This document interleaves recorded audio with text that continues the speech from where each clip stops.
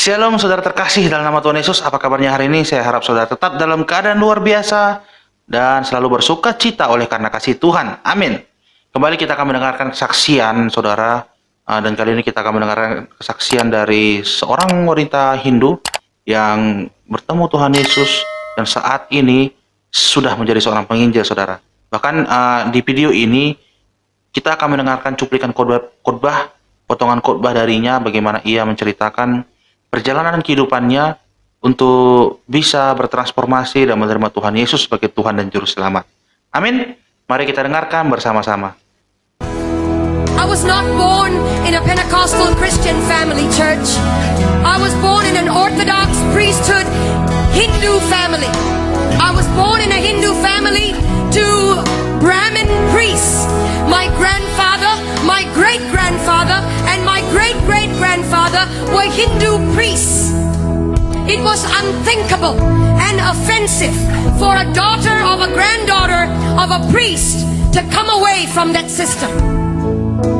I was so hungry for God.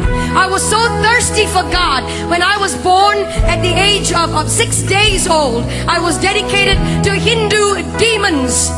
In a cave temple, I was left in a cave temple, and from that moment on, my mind, my spirit, and my soul was overtaken by demonic forces that I had no control over. I could not control these forces. They controlled me. Every decision I made, everything I became. I began to learn to worship the names of over 2,000 gods. Over 2,000 gods by memory. It was required of me. It was required of the priesthood.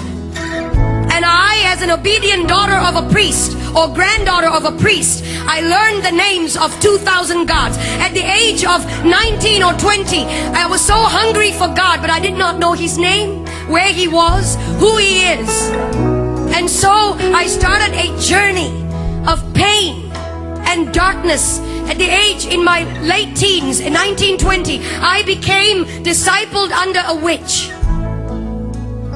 And the reason I went into that was not to harm anyone, but to find God. Any which way at all. When you're hungry, you get desperate. And when you're desperate, you will do anything to find God. And so I went after Him. And I didn't find Him in the pages of Hinduism. I didn't find Him in the pages of the priesthood creed. I didn't find Him in the pages of mantras and prayers that I was taught to believe in. I didn't find Him in the rooms of temples. Huge temples. I would go into that and want to look for God. There was one time I was in southern India, and there was in this temple. I went in and I opened the curtain. There was a veil that divided the holy area from the rest of the public. Well, I couldn't wait. I had no authority to go into that area. Only a male priest could go in there. I opened the curtain and there was a 10-foot idol. 12 arms, 12 faces, myriad number of eyes. He didn't see me. He couldn't hold me. He had eyes and could not see me. Years down the road, I was struck with a demonic pain in my body. From the top of my head to the tips of my feet, I would be in pain. Painkillers and suicide came the order of the day. I took painkillers every day, more than the required dose, just to knock myself out. And in my mind, it was one thought: if I ended my life, I would end the pain. And so I was sitting at the edge of my bed, possibly on the last day of my life on this planet. Sometimes, when it all looks lonely, you feel that nobody really cares. Hear me, young people. He's watching over you. He's watching over you. And it may not be tangible, but He's over you. And He loves you. And He'll come through for you if you would just focus on Him and let the other stuff go. And I was sitting at the edge of my bed, frustrated, fed up. And I cried out, like you have cried out, Jesus, I'd heard of that name when I was growing up. Christmas cards. Christian people that would come to my door and tell me he died for you. And I would resist them and argue with them. Proud and arrogant of the priesthood that I belonged to. Ignorant.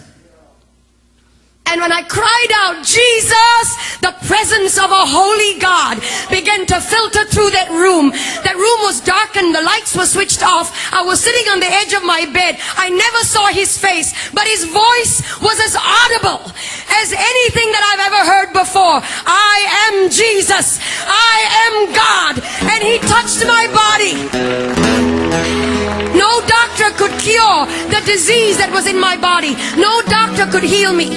Young men, no doctor could provide the answers. Nothing out there can.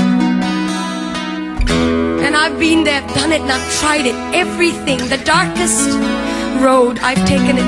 Gentlemen, and he came to me, he touched my body. In an instant, that disease left my body. In an instant, I was healed. I began to feel his power and his presence course through my body.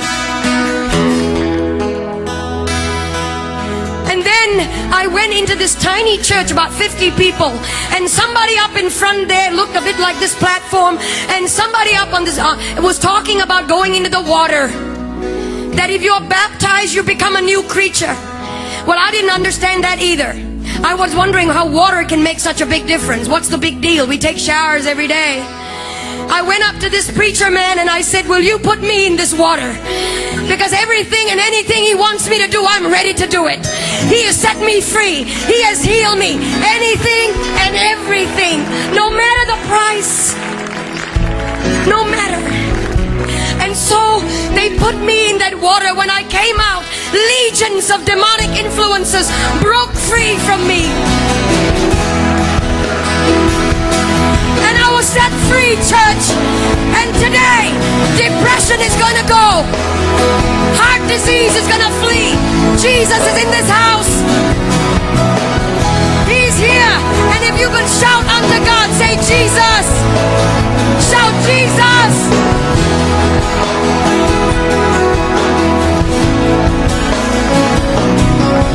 He's the one who said, I am the great I am.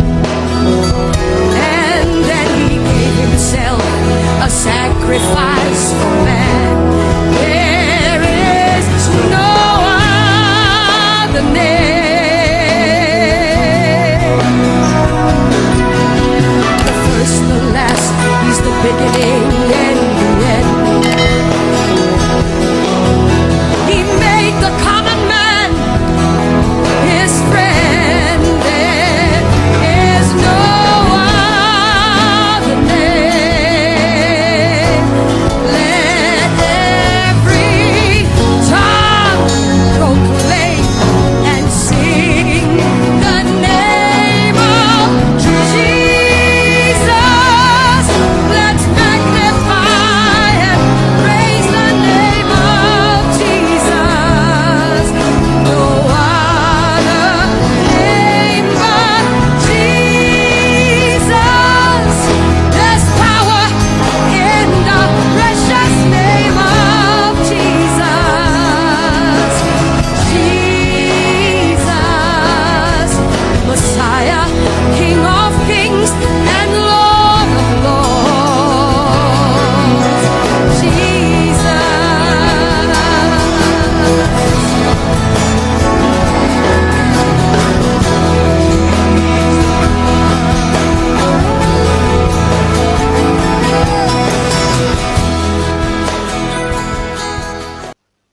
Amin, saudara. Luar biasa bagaimana khotbah, ya bisa dibilang khotbah dari seorang penginjil yang luar biasa, saudara. Bagaimana ia menceritakan ia bisa menerima Tuhan Yesus sebagai Tuhan dan Juru Selamatnya. Amin.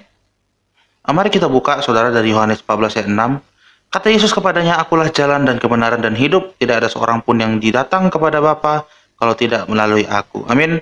Saya yakin saudara sudah sering mendengar ayat ini dan saya percaya saya harap juga saudara bisa benar-benar mengimani ayat ini, saudara, bahwa Tuhan Yesus itu benar-benar adalah Tuhan dan Juru Selamat yang hidup, saudara. Dan kita yang telah percaya kepada Tuhan, kita sudah diselamatkan, saudara. Dan kita sudah memiliki jalur untuk bisa masuk ke dalam kerajaan Allah. Amin. Dan tugas kita, saudara, untuk membagikan jalur ini, saudara, untuk membagikan kasih karunia ini. Sama seperti wanita tadi yang sudah menjadi penginjil dan ia sekarang memberitakan firman Tuhan, memberitakan kebaikan agar kiranya lebih banyak lagi orang-orang yang bisa diselamatkan oleh karena firman Tuhan. Amin. Ya, dan saudara juga yang mungkin saat ini sedang bergumul ingin menerima Tuhan Yesus tapi masih ragu, saya mendorong saudara untuk menetapkan hati saudara. Amin. Agar saudara bisa benar-benar menerima Tuhan Yesus sebagai Tuhan dan Juru Selamat dan bisa menerima keselamatan yang hanya ada di dalam Yesus Kristus. Berdoa kepada Tuhan Yesus, saudara, minta waktu, tempat yang tepat, orang-orang yang tepat, saudara. Dan kekuatan juga, saudara. Karena mengikut Yesus, saudara, tidak hanya sekedar mengikut, tapi juga memikul salib. Tapi keselamatan yang akan kita terima nanti di akhir. Amin. Luar biasa, saudara. Saya Amron Setinjak, salam dari Khotbah Pendeta Channel. Tuhan Yesus memberkati. Shalom.